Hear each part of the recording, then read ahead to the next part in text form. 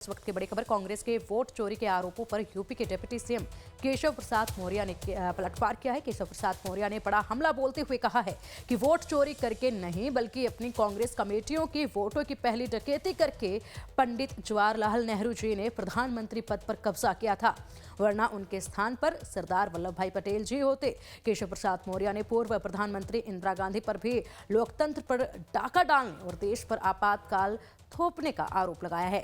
केशव प्रसाद मौर्य ने समाजवादी पार्टी और आरजेडी पर भी निशाना साधा। केशव प्रसाद मौर्य ने समाजवादी पार्टी और आरजेडी पर बुलेट से बैलेट लूटने और कनपट्टी पर कट्टा जैसे शब्दों का प्रयोग कर तंज कसा है, जिसके बाद अब एक घमासान होता नजर आ रहा है। केशव प्रसाद मौर्य ने कहा है कि एसआईआर ने फर्जी वोटों की राजनीति को खत्म कर दिया है, इसलिए कांग्रेस और उसके सहयोगी दल त्राहिमाम का राग अलाप रहे हैं।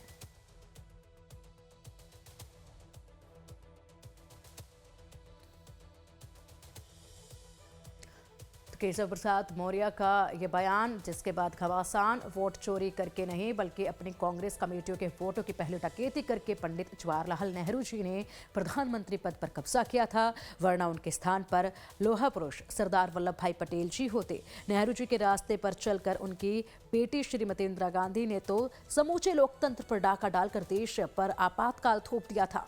तब कांग्रेस के विरोध से उपजे, लेकिन बाद में उसकी परिपाटी पर चलकर सपा और राजद जैसे तमाम दलों ने बुलेट से बैलेट लूटने की तरकीब को इजाद किया, लेकिन कनपट्टी पर कट्टा वाली उनकी दबंग राजनीति पर ईवीएम से रोक लगी है।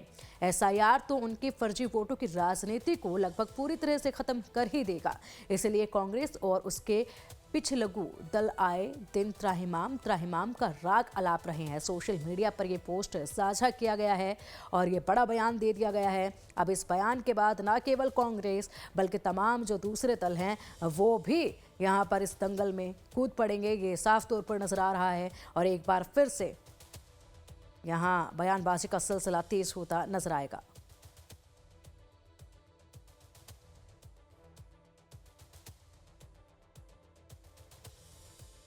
श्री अखिलेश यादव जी की पार्टी और उनके परिवार का जो राजनीतिक अस्तित्व है वह कैसा होने वाला है, यह बिहार के विधानसभा के चुनाव के रिजल्ट से साफ संदेश आ चुका है।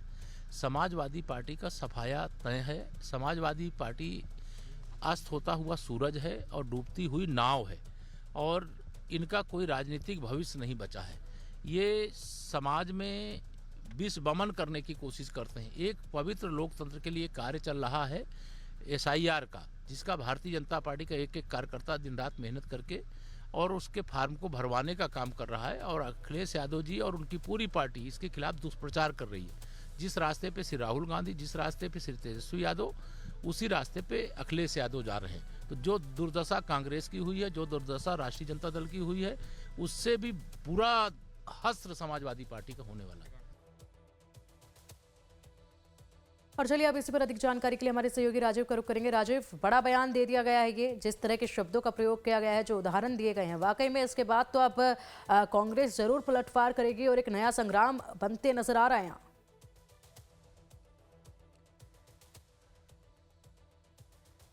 जी देखिए, विपक्ष ने पहले ईवीएम पर सवाल उठाया था और उसके बाद एसआईआर की प्रक्रिया पर सवाल उठाया है। भारतीय जनता पार्टी के नेता लगातार विपक्ष के इन दोनों हमलों पर पलटवार करते रहे हैं और केशव प्रसाद मौर्य समाजवादी पार्टी को बहुत पहले से समाप्तवादी पार्टी कहते रहे हैं। आज फिर उन्होंने कहा कि ये डूबती हुई नाव है, ढलता हुआ सूरज है और बिहार के चुनाव के बाद खासकर जो राष्ट्रीय जनता दल का हश्र हुआ है उसी का उदाहरण देते हुए अब वो समाजवादी पार्टी पर हमला बोल रहे हैं। और एसआईआर पर समाजवादी पार्टी जो लगातार सवाल उठाती रही है कि यह मुद्दा ऐसा है कि जिसको लेकर के भारतीय जनता पार्टी अपने हिसाब से मतदाता सूची बनवाना चाहती है, यानी अपने मनमाफिक मतदाता सूची बनवा करके चुनाव जीतना चाहती है। इसी तरह पहले ईवीएम को लेकर सवाल उठाया जाता था कि ईवीएम में वोटों का मैनेजमेंट होता है और भारतीय जनता पार्टी उसके आधार पर चुनाव जीतती रही है। अब एसआईआर को बताया जा रहा है कि अभी भाजपा का दूसरा हथियार है। विपक्ष के इन्हीं हमलों का जवाब दिया है केशव प्रसाद मौर्य ने। जी बिल्कुल, और इसी के साथ अगर बात की जाए तो लगातार एसआईआर को लेकर, उससे पहले ईवीएम को लेकर तो खैर तमाम जो दल हैं तमाम विपक्षी दल सवाल उठाते रहे हैं, तंज कसते रहे हैं, अपने हार का ठीकरा बेनी पर फोड़ते रहे हैं। एसआईआर का मुद्दा भी गरमाया हुआ है, लेकिन यहाँ पर अलग ही तरह के उदाहरण दिए जा रहे हैं कि पहले कांग्रेस ने किस तरीके से, जवाहरलाल नेहरू तक के उदाहरण जो है वो बीच में आ चुके हैं। तो इसको लेकर तो जाहिर सी बात है कांग्रेस यहाँ पर खींचातानी में लगी रहेगी, लेकिन ये सिलसिला कब तक जारी रहेगा? एसआईआर से आखिरकार इतनी बौखलाहट क्यों नजर आ रही है? और ये प्रोसेस भी अब काफी आगे बढ़ चुका है।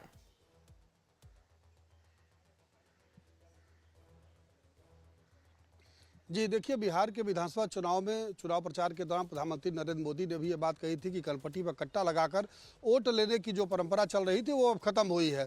यानी जो जब बैलेट का जमाना था तो बैलेट लूटने की बात चलती थी। केशव प्रसाद मौर्य उसी को पंडित जवाहरलाल नेहरू से लेकर के और इंदिरा गांधी तक का उदाहरण देकर के कांग्रेस को घेर रहे थे। अब एसआईआर को लेकर के जो सवाल उठ रहा है उस पर विपक्ष को जवाब उन्होंने दिया है कि एसआईआर को दरअसल शुद्ध रूप से मतदाता सूची तैयार करने का अभियान है और निर्वाचन आयोग शुद्ध मतदाता सूची के आधार पर चुनाव कराना चाहता है। विपक्ष नहीं चाहता है कि मतदाता सूची का शुद्धिकरण हो। जो फर्जी मतदाता उसमें लगातार बने हुए हैं उनको हटाने का एक अभियान है।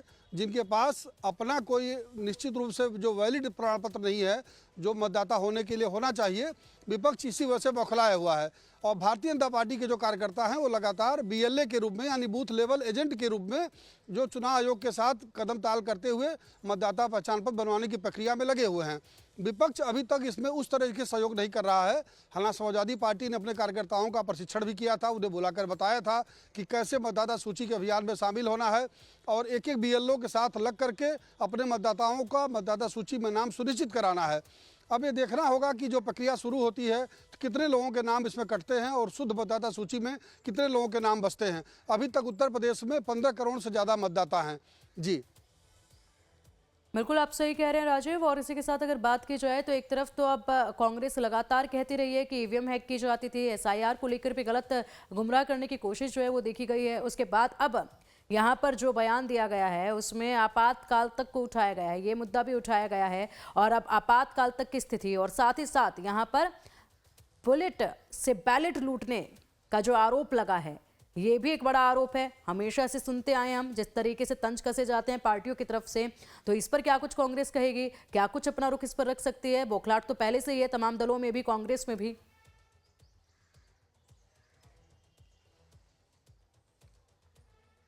जी देखिए, जो आपातकाल की घोषणा थी जो कांग्रेस के सरकार ने लगाया था उसको संविधान विरोधी दिवस के रूप में भारतीय जनता पार्टी पहले से मनाती रही है और लगातार कांग्रेस को पर हमला करने के लिए उसे बाकायदा एक आयोजन के रूप में सामने रखती है ताकि लोग याद रखें इसे कि कांग्रेस ने कैसे लोकतंत्र को कुचला था और आपातकाल लगा करके देश को एक तरह से लोकतंत्र का खत्म करने का काम किया था।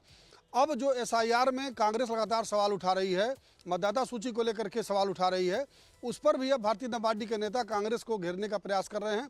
कांग्रेस जो बीएलओ इस दौरान जो एसआईआर में शामिल है प्रक्रिया बीएलओ, उनके जहां मौतें हो रही हैं कांग्रेस के नेता उनके पास जा रहे हैं, उनके घरों में जा रहे हैं। समाजवादी पार्टी ने जो मृतक बीएलओ हैं उनको 2-2 लाख रुपए देने का भी ऐलान किया है। तो इस पूरी प्रक्रिया के जरिए विपक्ष ये लगातार साबित करने की कोशिश कर रहा है कि बीएलओ पे अनुचित दबाव बना करके मतदाताओं के नाम काटने के लिए कहा जा रहा है।